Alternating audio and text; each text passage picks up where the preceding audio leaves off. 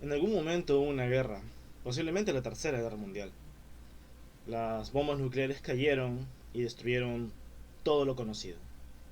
Esta historia empieza con la reconstrucción de la sociedad, que a medida que va creciendo y va recuperando el antiguo brillo, va haciendo un panorama bastante difícil donde solo los más duros sobreviven. Esta es la aventura de nuestro protagonista, sin nombre y a la vez llamado de muchas maneras, en este libro Control de Plagas, de Carlos de la Torre Paredes. Bienvenidos al Pez del Abismo.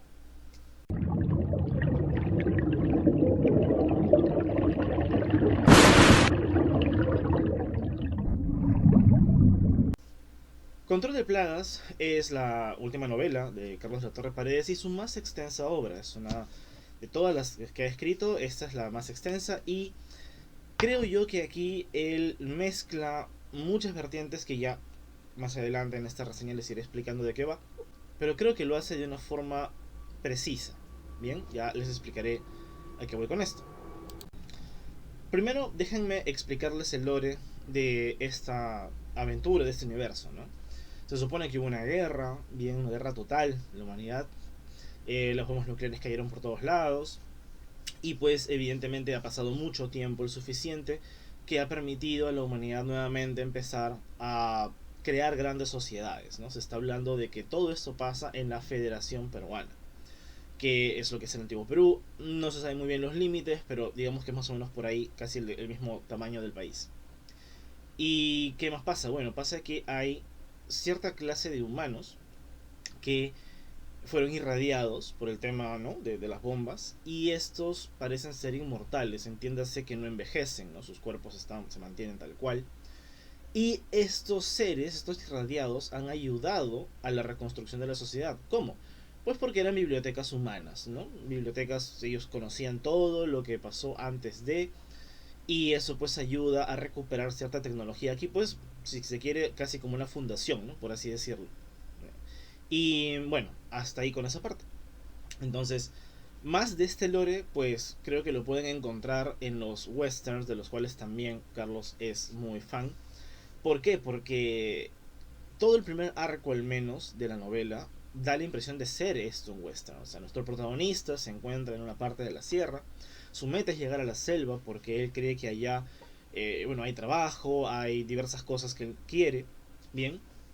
Y todo empieza en el cual él llega a un pueblo y tiene que cumplir con un trabajo, tiene que eliminar a un irradiado. Pero ¿por qué eliminarlo si estos eran las personas, ¿no?, que han ayudado a la humanidad a reconstruirse? Lo que ocurre es que pasado cierto tiempo da la impresión de que la radiación o algún otro agente hace que estos irradiados generen una demencia que los vuelve pues hasta cierto punto e incluso violentos si se quiere.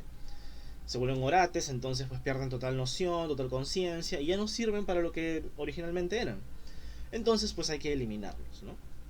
Ahora, la Federación Peruana no es que esté en sus pañales exactamente, pero todavía no tiene lo que podría ser hoy por hoy el Perú, ¿no? Entonces recién está, tiene un ejército, hay pueblos a los cuales no llega la ley. Entonces, por ejemplo, el alcalde del lugar te puede dar la medalla, ¿no? El insignia de sheriff, y tú eres el sheriff porque por designación y ya está. O sea, como les digo, muy al tema del western, ¿no? Entonces, bueno, nuestro protagonista llega, tiene que matar a un irradiado y bueno, por esas cosas del destino, se involucra en una serie de problemas que están pasando en este pequeño pueblo. Lo cual lo lleva a cierto punto a ser golpeado por el enigma principal de la novela, pero él es ajeno a esto porque tiene una meta y ya está, no se preocupa por más cosas, ¿no? Bien, hasta ahí por una parte. Otra cosa fascinante que se puede encontrar en el libro de Control de Plagas es el guiño a los juegos de video, o al menos así lo entendí yo. Si no los juegos de video, los juegos de calabozos y dragones al menos, ¿no? Porque hay momentos en los cuales el protagonista se enfrenta a situaciones que me hacen recordar mucho a los RPGs cuando entras a una mazmorra y tienes que ir eliminando paulatinamente cierta cantidad de enemigos cada vez superiores hasta que llegas al jefe de la misma. Bien, y bueno, evidentemente pues encuentras objetos imbuidos y demás. Bueno, aquí no pasa esto es muy realista, pero como que la función va por ahí. Bien, y esto me parece genial. El, el protagonista en sí tiene una habilidad innata para la pelea, sobre todo de cuerpo a cuerpo y con arma blanca. Y bien, bueno, eso creo que también es un detalle muy genial porque pues eso es lo que permite esta literatura fantástica, ¿no? Y como les digo, pues esta mezcla de géneros entre lo que es el western, entre lo que es los RPGs, entre lo que es la maestría que va a tener Carlos para contarnos la historia, todo va a la misma marmita y de una forma interesante. Bien, la segunda parte de la novela, bien, ya nos habla del villano. Bueno, lo que pasa es que el villano, el antagonista, va apareciendo cada cierta cantidad de tiempos, ¿no? De capítulos, ¿no? Digamos unos, o sea, hay unos 5 capítulos del protagonista y uno del villano y así, ¿bien?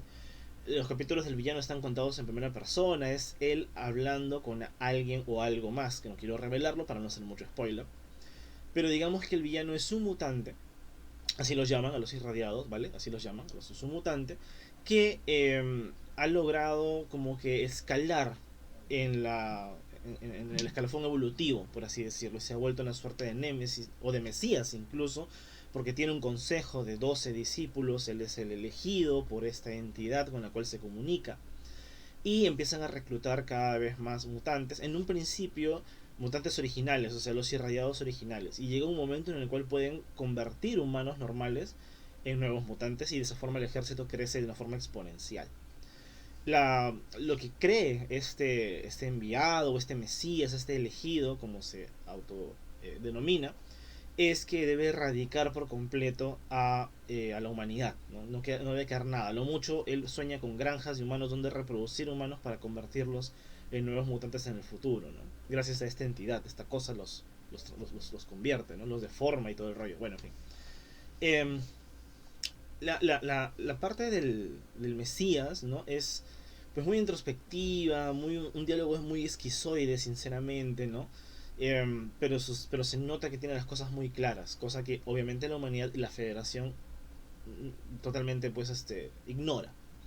Hasta que las cosas son inevitables, ¿no? Primero los rumores de que en la selva eh, hay algo raro que está pasando, ¿no? Unos mutantes que se están organizando, cosa que nunca debería pasar, y de pronto empiezan a atacar a los humanos, a pequeñas haciendas, villas y demás.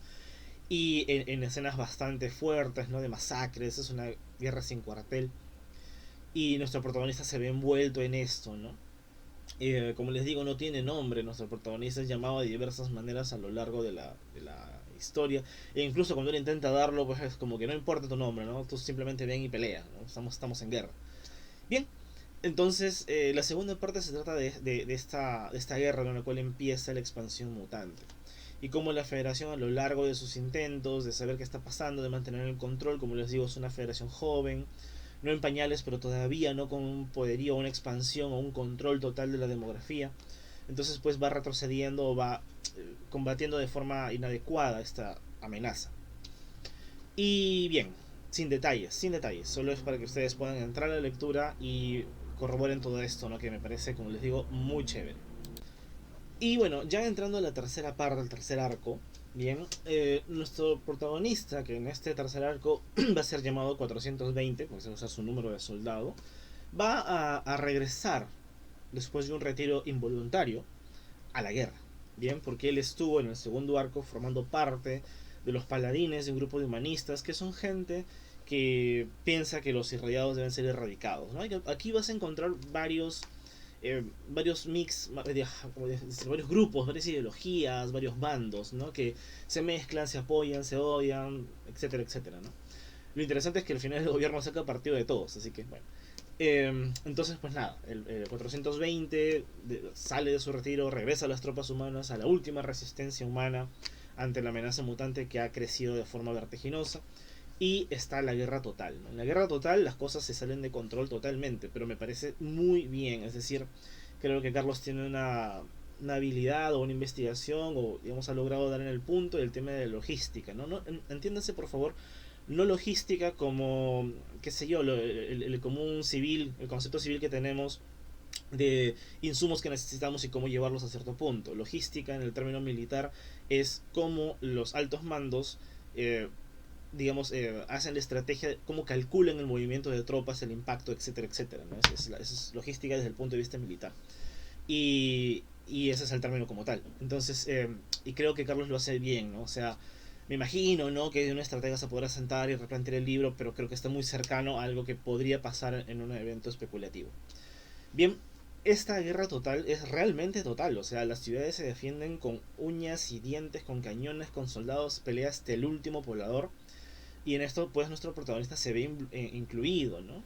Ahora, para esto, él, como les dije en un principio, tuvo contacto con parte del secreto que está ayudando a los mutantes a ganar la guerra y él no lo sabía. Hasta que, bueno, pues por ciertas cosas de la vida, él logra hacer este clic, este match, entre esta epifanía, si se quiere, entre una cosa y otra. Y bien, la guerra continúa, ¿no? En este debate. Ahora, creo que el tercer arco es el más vertiginoso, el más organizado también, creo yo, por el tema de que ya hay más personajes con los cuales interactuar, sobre todo pues que hay personajes que ayudan mucho que la trama avance, como los estrategas, los coroneles, ¿no? Y aparte del escalafón militar que va moviendo tropas aquí y allá, recursos, sexto, entonces hay más diálogo, hay más temas, se develan más secretos, porque obviamente es el tercer arco y hay que ir cerrando, y creo que se revelan de forma orgánica, está muy interesante cómo va esto, ¿no? Y bueno, y al final pues los invito a que lo lean porque creo que da para una segunda parte que espero que sea porque sí, tiene un tema abierto ahí bastante grande que incluso abre un enigma mayor, ¿no? Y creo que eso es algo muy genial, ¿no? Ahora bien, eh, creo que una de las mejores fortalezas, en todo caso lo que más disfruté de la historia de Control de Plagas son las anécdotas que el padre le cuenta al protagonista, ¿no? El joven, bueno, el guerrero en algún momento recuerda lo que su papá le contaba para dormir, historias para dormir bastante escabrosas sobre psicópatas que existieron en los inicios de la creación de la Federación Peruana, ¿no? Cuando estaba en pañales, ¿no? Cuando pues ya se podía ver que había una capital que es Segunda Lima, y la federación iba creciendo, entonces todo el mundo estaba más abocado a la reconstrucción de la sociedad que a la seguridad en sí, y eso permitió que pues ciertas personas, ciertos errores, ¿no? Como nos llaman en el libro, aparecieran, ¿no? Y estos psicópatas, ¿no? De los tres que hay, el más perturbador es el tercero definitivamente, el tipo de la maleta, es muy perturbador. A mí como papá imaginar una situación así definitivamente me causó un tema muy visceral y muy orgánico. Pero el segundo es mi favorito, que es el poeta, ¿no? El poeta es sublime, sublime. Y estas anécdotas, si bien sirven para que el protagonista diga, no, o sea, lo que me está pasando aquí me recuerda una historia de mi papá que me contó y la lección de esta historia la voy a aplicar en lo que me está ocurriendo, sirve para eso. El componente, digamos, violento, el componente psicópata, es que es muy potente esta historia, ¿no? Y te da obviamente una panorámica de lo que fue esa, esa federación peruana en sus inicios, ¿no? Y cómo fue creciendo hasta estabilizarse, hasta que, bueno, pues al final esta gente pues quedó relegada, o incluso salieron bien librados. No lo sé, son muchas cosas que van a pasar. El libro es bastante complejo, tiene muchas aristas. Pero estas anécdotas me parecen muy geniales y creo que estén ahí en el libro, más que desviar la atención, por el contrario, ¿no? Es un detalle más a toda la obra en general. Como le comentaba a Carlos, cuando leía ciertas partes del libro sentía que eran campañas de Red Dead Redemption o de otros juegos parecidos, ¿no? Pero a su vez también de películas western que quiero revisionar porque por ahí me ha jalado el tema de ciertas partes de la lectura, ¿no? Y también el cambio de narrador es interesante. Esto ya para ir cerrando, para no hacerlo muy extensa la reseña, ¿no? En el caso de nuestro protagonista, el narrador está en una especie de segunda persona. Y en el caso, como ya había mencionado, del antagonista está en esta primera persona, ¿no? Bastante introspectivo. Y este juego, ¿no? De espejos se siente muy bien, ¿no? Al final, pues, creo que van a quedar muchos enigmas y esto se presta por una segunda parte que espero se dé. O de lo contrario, pues, ¿no? Busquen al autor en sus redes después de leer el libro, pregunten todas estas dudas. Recuerden, pues, que el libro pertenece a Torre de Papel Ediciones gracias a las ayudas COVID del Ministerio de Cultura. Y está disponible pues en tus diversas plataformas y en las diversas ferias.